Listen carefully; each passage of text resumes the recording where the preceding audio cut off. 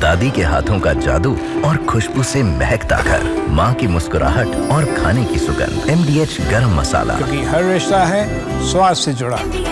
युद्ध विराम के लिए ट्रंप की तमाम कोशिशें फेल हो गई हैं। फिर अमेरिका का फर्स्ट लेडी मेलानिया ने सीज फायर कराने की कमान संभाली। मेलानिया के आने से पुतिन ने भी अपनी रणनीति को बदल दिया। अब अलास्का में ट्रंप पुतिन की मुलाकात 15 अगस्त को होने वाली है। युद्ध विराम पर मंथन से पहले पुतिन ने बड़ा दाव चला है, जिसमें ट्रंप फंसते हुए नजर आ रहे हैं। आखिर क्या है पुतिन का नया प्लान, जिससे मेलानिया का जो प्लान है वो फेल होता हुआ नजर आ रहा है, और ज़ेलेंस्की की बौखलाहट आखिर क्यों बढ़ गई है, आप देखिए इस एक्सक्लूसिव रिपोर्ट के साथ।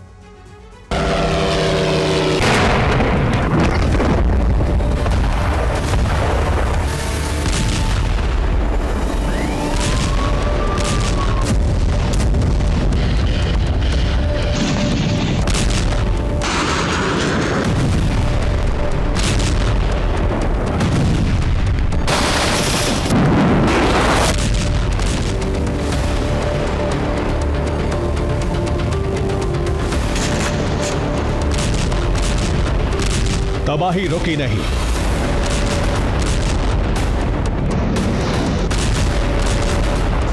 हमले रुके नहीं, विध्वंस रुका नहीं।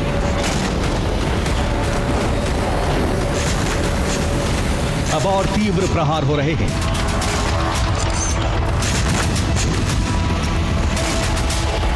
खार्कीव से लेकर कीव तक बारूदी घमासान मचा है। इस बीच डोनाल्ड ट्रंप और पुतिन की मीटिंग होने वाली है, और इसके पीछे सिर्फ ट्रंप नहीं बल्कि अमेरिका की फर्स्ट लेडी मेलानिया है।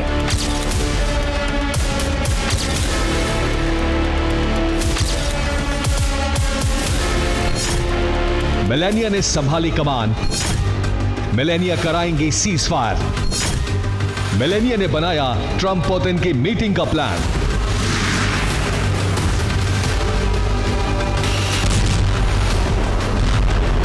मेलानिया की एंट्री से क्रेमलिन चौकन्ना हो चुका है।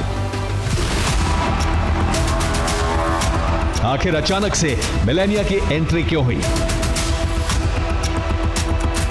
TV9 भारतवर्ष ने सुपर प्राइम टाइम के दर्शकों को पहले ही बता दिया था कि यूक्रेन समस्या सुलझाने के लिए मेलानिया की एंट्री हुई है। मेलानिया की एंट्री के बाद अब पुतिन ने भी अपनी रणनीति बदली है। एक तरफ हमले बढ़ा दिए हैं, दूसरी तरफ ट्रंप से मीटिंग को हामी भर दी है।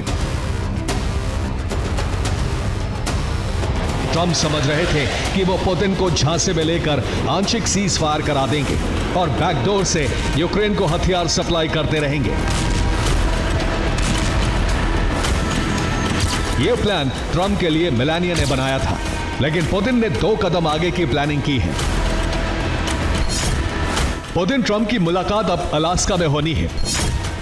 दोनों 15 अगस्त को मिलने वाले हैं। दोनों अपनी शर्तें एक दूसरे को बताएंगे,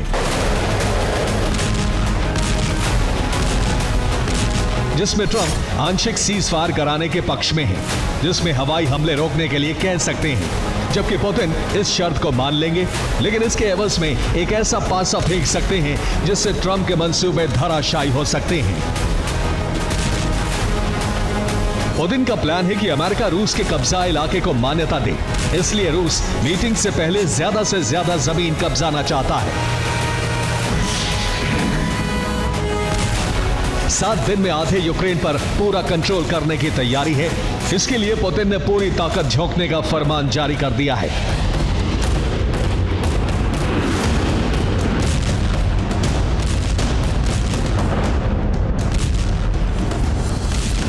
अब रूस ऐसे विध्वंसक हथियारों का इस्तेमाल करेगा जो पहली बार युद्ध में उतारे जाएंगे। यानी आने वाले 7 दिन यूक्रेन के लिए विनाशक साबित हो सकते हैं।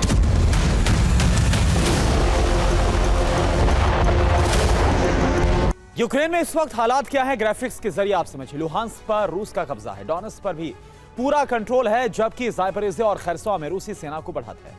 और इसके अलावा रूस ने सूमी खार्किव के बड़े इलाके को बफर जोन में बदल दिया। इस दौरान निप्रोपेट्रोवस्क में घुसकर रूसी सेना कहर बरपा रही है। पुतिन ने नई युद्ध नीति में यूक्रेन के कई इलाकों पर 7 दिनों के अंदर कब्जे का लक्ष्य तय कर रखा है और इसी वजह से फोकस मिकोलेव, ओडेसा, चर्निहाइवा और पोल्टोवा पर है, जहां पर लगातार हमले किए जा रहे हैं। अब से 7 दिन बाद अलास्का में पुतिन ट्रंप की मुलाकात होनी। अगर पुतिन का दाम चला तो साल 2025 के आखिर तक आधे से ज्यादा यूक्रेन पर रूस का कब्जा हो सकता है, जिसमें कीव और चरकासी का आधे से ज्यादा हिस्सा शामिल हो सकता है। यानी कि अगर यह लक्ष्य रूस ने हासिल कर लिया तो यूक्रेन के पास आधे से भी कम इलाका रह जाएगा, जो कि सामरिक तौर पर ज्यादा महत्व नहीं रखता। आप देखिए,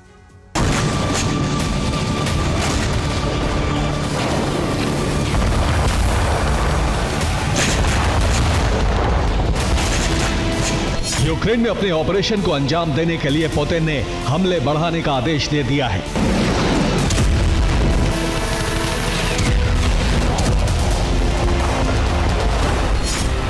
अब जल थल नभ से हमले किए जा रहे हैं। खासतौर से साउथ ईस्ट यूक्रेन में भारी तबाही हुई है, क्योंकि यही वो इलाका है जहां पुतिन बफर जोन बनाना चाहते हैं। बफर जोन में रूसी सैनिक तैनात रहेंगे और उससे पीछे का पूरा हिस्सा रूस में मिला लिया जाएगा। दरअसल ये ठीक वैसा ही पैटर्न है जैसा रूस ने क्रीमिया में 2014 में किया था। रूस ने क्रीमिया पर हमला करके उसका विलय रूस में करा लिया था। हालांकि अभी तक पश्चिमी देशों ने क्रीमिया को रूस के हिस्से में मान्यता नहीं दी है, लेकिन पुतिन ट्रंप से मुलाकात में एक तीर से 2 शिकार करने की प्लानिंग में है। एक तरफ अपनी शर्तों पर युद्ध विराम कर सकते हैं, दूसरी तरफ यूक्रेन में कब्जा किए हुए इलाकों को रूस में विलय कराकर अमेरिका से मान्यता दिला सकते हैं।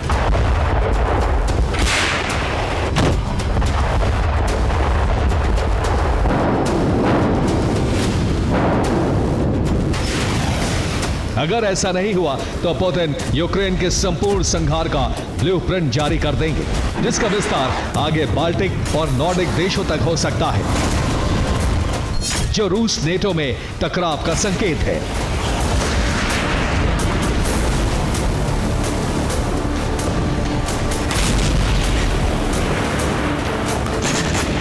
अमेरिका रूस के पास बेस बनाकर एटमी हथियार तैनात कर सकता है। पहला बाल्टिक देश एस्टोनिया है, जिसकी सरहद रूस से लगती है। मॉस्को से उसकी दूरी है 860 किलोमीटर, जबकि दूसरे बाल्टिक देश की मॉस्को से दूरी है 850 किलोमीटर।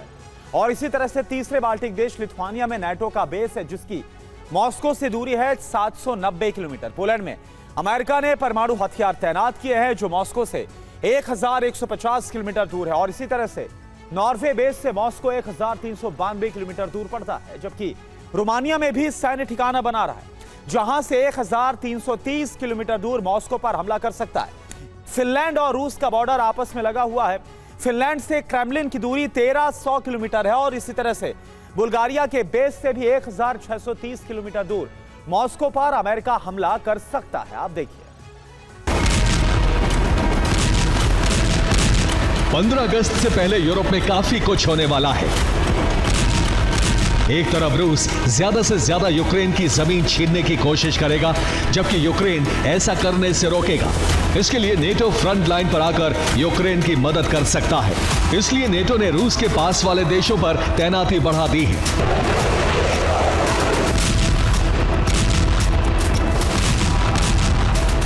इस बीच रूस ने आधी रात से हमले तेज कर दिए हैं। खासतौर से नीपर नदी के एक तरफ सबसे ज्यादा ड्रोन दागे गए हैं, जबकि कीवो ब्लास्ट में सब जगह बारूद बरसाया जा रहा है। इसमें सबसे पहले पोर्ट सिटी को टारगेट किया गया। ओडेसा पर हमला करके नेटो से मिले हथियारों को तबाह कर दिया गया। इसके अलावा रूस उस रूट को टारगेट कर रहा है जहां से हथियार फ्रंट लाइन पर पहुंच रहे हैं।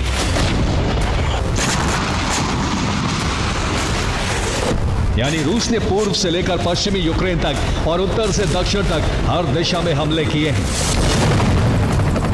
जिनका दायरा इतना बढ़ गया है कि कीव में कोहरा मच गया है। हो सकता है पुतिन ट्रंप की मुलाकात से पहले ही ज़ेलेंस्की सरेंडर को मजबूर हो जाएं। ऐसा हुआ तो यह भी रूस की बड़ी जीत ही कही जाएगी। Bureau report, TV9 Bharatvarsh. दादी के हाथों का जादू और खुशबू से महकता घर, माँ की मुस्कुराहट और खाने की सुगंध। MDH गरम मसाला। क्योंकि हर रिश्ता है स्वाद से जुड़ा।